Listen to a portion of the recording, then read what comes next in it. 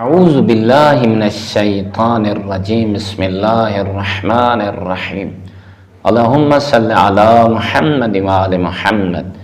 مومنین مسلمین، پیغمبر گرامی صلی اللہ علیہ وآلہ وسلم دی بارگاہ دے وچ امام حسین علیہ السلام دا مقام عزت اور نال یہ دیکھنا ہے کہ ظاہر دا مقام کیا ہے۔ پیغمبر دی زبانی ہکری پیغمبر اکرم دی گودے اطہر دے وچ امام حسین علیہ السلام موجود ہیں اور پیغمبر کو دیکھ کے نہیں خوشی دا اظہار فرما رہی ہیں، نہایت خوش نظر آنے ہیں اور اپنے بچڑے کو کھلا رہی ہیں۔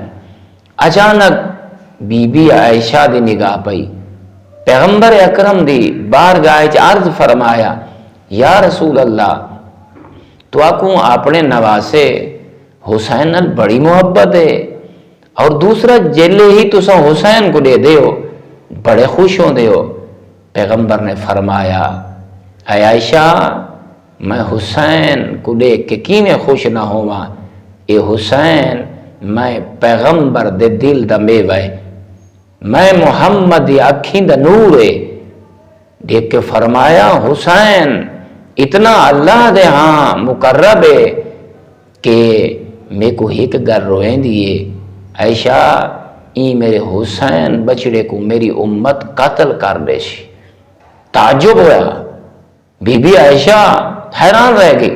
پھر پیغمبر نے فرمایا، جیڑا ہی میرے بچڑے دی زیارت کرن ویسی دے مرکت دی تا اللہ اوکوں ہی کا حاج اس حاج دا ثواب جیڑا میں محمد نے کیتا ہو سی ان دے نامہ اعمال درج فرمیشی۔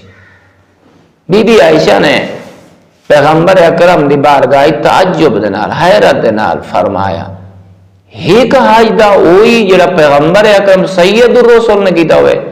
مولا نے فرمایا، نا دو حاج دا ثواب۔ فرمایا، دو حاج دا ثواب جیڑے جناب نے کیتی ہو میں سید الرسول؟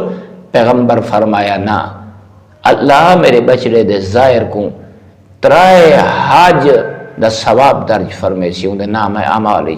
تکرار بدہ گیا جناب عائشہ دا، پیغمبر سوال دا جواب دیندے گئے، حتیٰ کہ پیغمبر نے فرمایا، سن جنہا میرے بچڑے دے مرکت ویسی زیارت کرے سی، اللہ رب العزت ان ظاہر دے نام اعمال 90 حاج اور انہاں دے نال عمریاں دا ثواب انہاں دے نام اعمال درج فرمیشی۔